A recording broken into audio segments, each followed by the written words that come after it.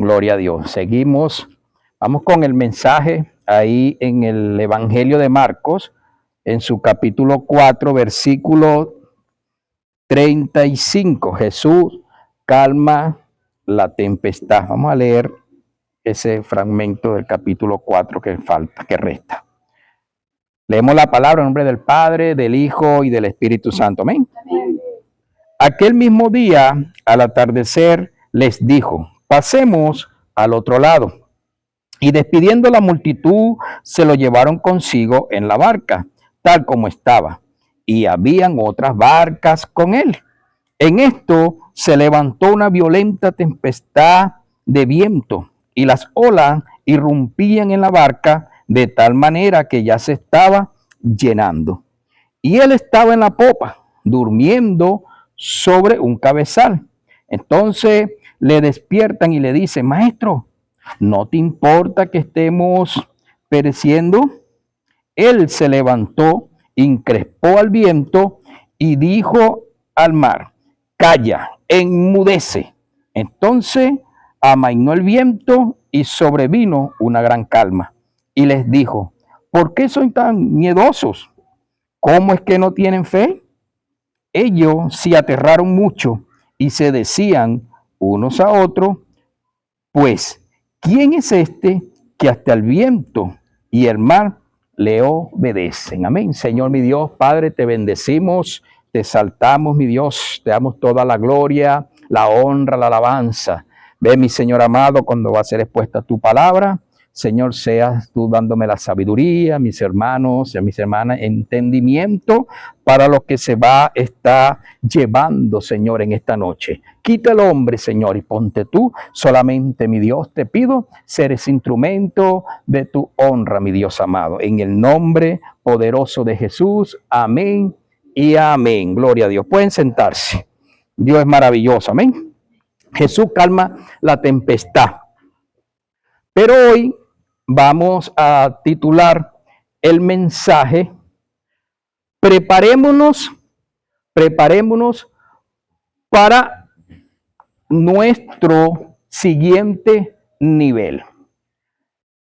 En el contexto, Jesucristo, nuestro Señor, él había ya seleccionado a sus discípulos, todos aquellos que lo iban a acompañar, como también aquellos que creyeron, y estuvieron pues viendo los milagros que hacía Jesús. No los discípulos, sino Jesús. Solamente él. Sanación de un cojo, un paralítico, la suegra de Pedro, en fin. Pero resulta que iban a otro lugar. Dice el capítulo 5 que tiene un título: el endemoniado de Gadareno. O sea, ellos iban para donde estaba el endemoniado de Gadareno, en la cual sabemos ahí la historia, parte de ella, pero no nos vamos a adelantar. Ellos, estando en la barca, ya para cruzar hacia el otro lado, el mar se pone de tal manera, tan fuerte, que las olas eran tan grandes que prácticamente ellos, los discípulos que estaban en la barca, pensaron que se iban a hundir, y el Señor, muy tranquilo, ¿qué estaba haciendo? Durmiendo. Tranquilamente, muy relajado, porque sabía, por supuesto, quién era él y quién estaba con él, y a su nombre. Pero estos discípulos, como lo he dicho antes, eran atrás del que hacía el milagro. No de que era Dios, sino el que hacía el milagro.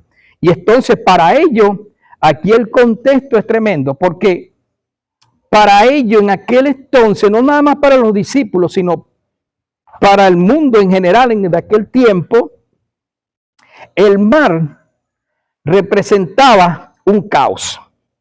El mar era un caos, el mar es demonio, el mar es lo peor, el mar es lo feo. Desde el principio de Génesis dice la palabra que Dios creó los cielos y la tierra, y el mar estaba desordenado y vacía, y entonces llegó Dios y separó las grandes extensiones de las aguas. ¿Por qué? Por ese alboroto que estaba en un solo océano, uno solo. Y dividió, pues, Dios, lo dividió. Pero dice también que el hombre, luego de Adán, comenzaron a pecar y a pervertirse de tal manera que Dios llamó a Noé para que se construyera un arca, para que se metieran ahí los que creyeran. Y entonces, ¿qué mandó Dios? Un diluvio en la cual destruyó a toda la humanidad. Pero más adelante nos damos cuenta también cuando Dios habla con Moisés, se le presenta y le dice: prepárate, tú tienes que ir nuevamente a Egipto porque tú vas a ser mi instrumento, a ti que te voy a usar para que seas tú el libertador, para que tú saques a mi pueblo, para que tú saques a mi hija, para que tú saques a los que yo amo, aquellos que han clamado, porque he escuchado el clamor del pueblo que estaban totalmente sometidos, esclavizados y adormecido prácticamente por los egipcios. Y entonces tuvo que mandarlo, y entonces Moisés, pues, llevando al pueblo, Dios glorificándote con las plagas, llega justamente a donde está el mar. Pero resulta que se encontraba ahí ese mar, y los hebreos diciendo: bueno, ajá, y ahora, porque atrás vienen, ¿quiénes? ¿Quiénes venían atrás? Los egipcios. Y entonces empezaron a quejarse, y llegó Dios hablando con Moisés: pon tu vara, que es lo que tienes, lo que te di para usarte. Y extendió la vara y el mar se abrió. Ese mar que tenían tanto miedo se abrió. Pasaron, ya sabemos la historia. Entonces volvemos acá. Ellos, aún siendo pescadores, iban, cuando el mar estaba alborotado, no salían. ¿Por qué? Porque precisamente por el temor, por el miedo. Y aparte, no solamente queda ahí en esto, en Apocalipsis habla de que hay un monstruo marino, el Leviatán, que está, y aún Job también lo nombraba. En fin, el miedo, el terror, el pánico que tenían ellos, que cuando ese mar se alborotó, ¿qué pensaron? Hasta aquí llegamos, no hay más nada que hacer. Pero Dios en nosotros, a veces cuando pasamos por situaciones difíciles, al momento no la estamos entendiendo. Al momento actuamos como estos discípulos que fueron a buscar a Jesús, a decirles: ¿cómo es que tú estás durmiendo? ¿Cuántas veces nosotros, a veces en medio de una situación, decimos: Señor, o es que tú te has olvidado de mí, o es que tú no estás viendo mi situación, o es que tú no estás viendo mi necesidad, o es que tú no estás viendo mi problema, o es que tú no estás viendo aquello que se está metiendo conmigo, o tú no estás viendo que estoy buscando trabajo día y noche y no consigo, o tú estás viendo que estoy estudiando pero no me aprendo nada, o tú estás viendo tal cosa y no responde. ¿Hasta cuándo, Señor? Así hicieron ellos. Vieron esa situación difícil, que ese oleaje metiéndose en el barco y aquella meneándose de aquí de un lado para otro, pensando a ellos, hablando entre sí: pero bueno, esto no está bien, esto está demasiado fuerte. ¿Dónde está el Señor? ¿Dónde está el Maestro? ¿Dónde está nuestro líder? ¿Dónde está el que nos dijo que fuéramos con él? Que no lo vemos. ¿Qué ha pasado? Sí, ya sé dónde está, estáis durmiendo. Vamos a buscarlo, porque él tiene que hacer algo. ¿Cómo es posible nosotros aquí ya casi hundiéndonos, dejando nuestra familia, dejando nuestros hijos, dejando nuestros trabajos por seguirlo, y entonces en el medio del caos nos dejan? Y a su nombre. Y no era así. Jesús, Dios mismo, ya tenía control de todo. Ya todo estaba cuadrado, todo estaba escrito, y a su nombre. Y llega y lo levanta. Bueno, pero ¿qué es lo que le pasa a ustedes? ¿Cuál es el miedo que tienen? ¿Cómo que cuál es el miedo? ¿Lo estás viendo? ¿Ve cómo estamos ya mojados de las olas? Tal vez el barco, tal vez parte del barco se fueron rompiendo porque eran de madera. ¿Qué está pasando? ¿Cómo que qué está pasando?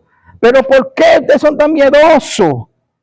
¿Cómo la iglesia va a tener miedo al problema? ¿Cómo la iglesia va a tener miedo a la necesidad, a la escasez, a la situación, cuando sabemos que hay un Dios que no duerme? Porque este Jesús que dice ahí en la palabra, tal vez sí tenía sus ojos cerrados, estaba durmiendo, pero su corazón estaba pendiente de los que estaban ahí con él. Y así con cada uno de nosotros, él está ahí dispuesto. Lo que pasa es que tenemos que ser procesados.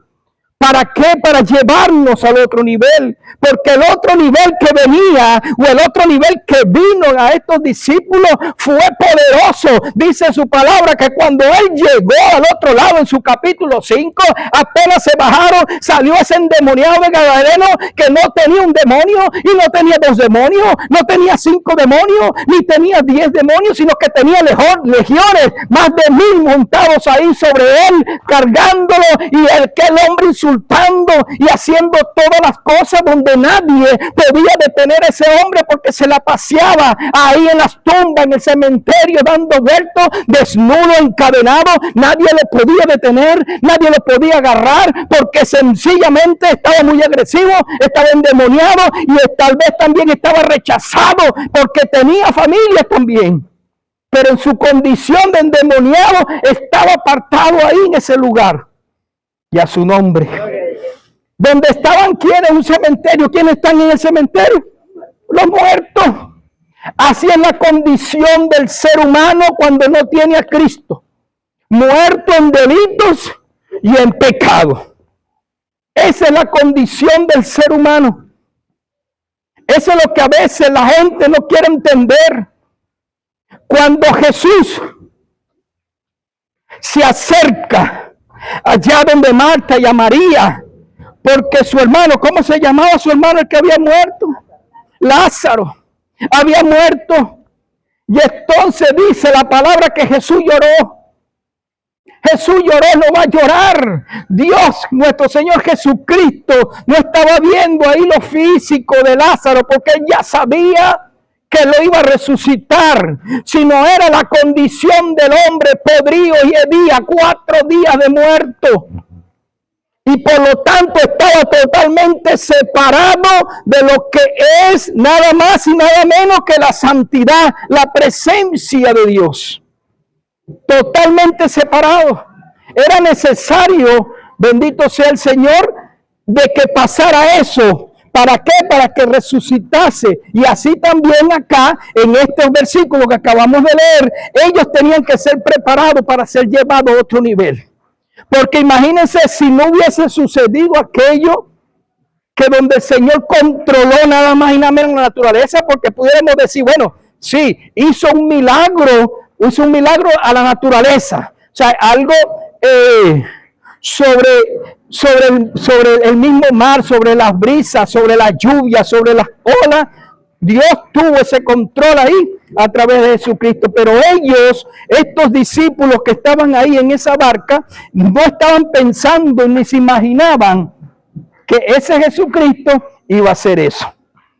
En ningún momento se lo imaginaban. Ellos ya estaban, mira, levántalos, o sea, nos vamos a morir toditos aquí. Ni siquiera nos vamos a despedir, ni siquiera vamos a hacer nada, ni siquiera le vamos a llamar la atención, porque no estaba con ellos ahí en ese sufrimiento, en esa angustia, en ese temor, en ese miedo, sino todo lo contrario, estaba en un lado y Jesús durmiendo en la popa. Y la popa, ¿sabe cuál es? Donde está el timón. El que tiene el control, aleluya, y a su nombre. Qué bueno es el Señor. Entonces estos tenían que ser preparados para ver esa gloria venidera, para que esa gloria venidera no los arropara, para que ese poder maravilloso de la presencia de Dios sea también manifiesta en ellos, porque dice la palabra que más adelante los mandó, comenzó el Señor para que ellos también hicieran milagros, de que ellos resucitaran muertos, de que ellos sanaran a los enfermos, liberaran a las personas endemoniadas. Les dio esa potestad. A nosotros el Señor nos ha dado esa potestad de reprender los demonios en el nombre de Jesús. Reprender todo aquello malo, todo aquello que nos perturba, todo aquello que nos da dolor, todo aquello que no nos deja dormir, todo aquello que nos trae ruina, todo aquello que nos trae escasez, todo aquello que nos da necesidad, todo eso lo reprendemos en el nombre de Jesús. Dios nos ha dado esa, nos ha facultado para eso, pero debemos prepararnos y esa preparación es la fe. Es la fe, porque sin fe es imposible agradar a Dios. Tan sencillo y práctico como eso. Estos hombres se dijeron, bueno, pero ¿quién es este? ¿Quién es este? ¿Cómo es posible ese que estaba dormido? Que estaba como Jonás. Que Jonás estaba dormido y el mar alborotado y la barca hundiendo y aquellos todos pocos de marineros y todos aquellos presos, toda esa gente que estaban ahí, los llamaron, mijo, y ven, tú no te estás enterando, vamos a ver cuál es tu Dios, porque aquí todito hemos orado por nuestros dioses y no se ha pasado nada. ¿Quién eres tú? Y entonces él dice que Dios lo mandó a Nínive y él fue para otro lado. Fue para Tarsí porque él quiso ser para Tarsí. Entonces el profeta desobediente, ese profeta desobediente, pero con la diferencia de Jesús es que Jesús sí tenía control de todo. Él no, él tuvo que lanzarse para que el pez lo tragara y el proceso para él y a su nombre.